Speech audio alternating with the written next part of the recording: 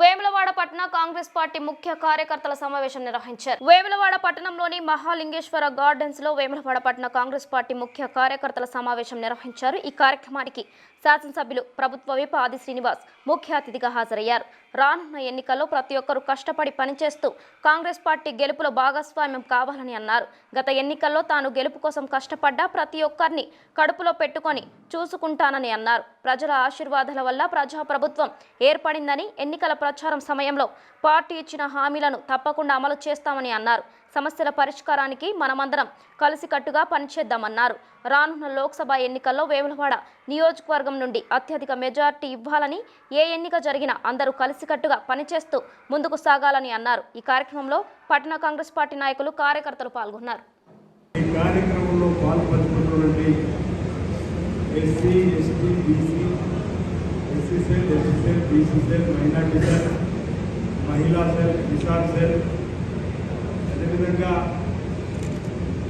పూర్తి స్థాయి బిఎల్ఏగా పనిచేసినటువంటి మిత్రులు, పిఎస్సిసి సభ్యులు, ప్రస్తుత కౌన్సిలర్లు, ఇప్పుడు ఏదైతే మహేష్ గారి నేతలు, విద్యా శ్రీనివాస్ హన్మాబాద్ స్వామి గారు, మాజీ కౌన్సిలర్లు,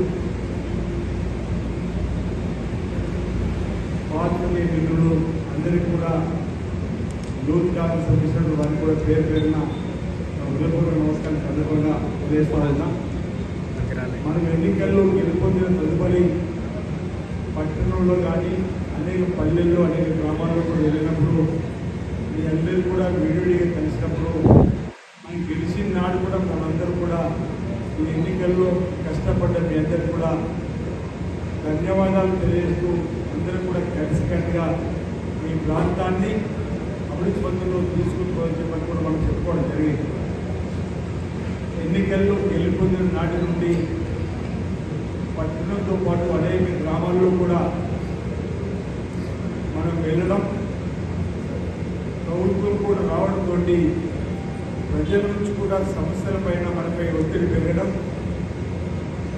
గతంలో పరిపాలించినటువంటి పార్టీ ఎక్కడ కూడా ప్రజలు నేరుగా కలిసేటువంటి సందర్భం లేని పరిస్థితులలో మనం ప్రజాపాలన సంబంధించి పని గెలుపొంది వెంటనే ప్రగతి భవన్ ప్రజాదర్బార్గా మార్చడం కానీ, ప్రజాపాలనలో మనందరం కూడా ప్రజల దగ్గరికి నేరుగా వెళ్ళడం కానీ, ప్రజలు నేరుగా వచ్చి వెళ్ళడం కానీ చేస్తున్న సందర్భం మీరందరూ కూడా చూస్తున్నారు. ప్రభుత్వం మారిన తర్వాత ప్రజల ఉన్నటువంటి సమస్యల్ని ప్రభుత్వానికి చెప్పుకునేటువంటి ఆలోచనతో మనం కలుస్తున్న సందర్భంలో ఎక్కువ సంఖ్యలో ప్రజలు రావడంతో మనలో ఉన్నటువంటి నాయకులు కానీ, మన కార్యకర్తలు కానీ, మన వాళ్ళు వచ్చినప్పుడు గతంలో లాగా నేరుగా కలవడానికి కొంచెం ఇబ్బంది అవుతుంది. ప్రజలు ఎక్కువ ఉన్నటువంటి భావన ఏదో దాన్ని మీ మనసులో తొలిచివేసిందని ఈ సందర్భం కోరుతా ఉంది. ఆనాడు చేసిన, ఈరోజు చేసిన నా కోసం కష్టపడినటువంటి నాయకత్వం నేను నాకు స్నేహితులు చెప్పి అనేక సందర్భాలు చెప్పిన వారిని నా కళ్ళ నిండారుగా వారు పడ్డ కష్టాన్ని చూసిన వాడి ఎన్నికల కంటే 3 మాసాల నుండి గడపకు తిరుగుతున్న క్రమంలో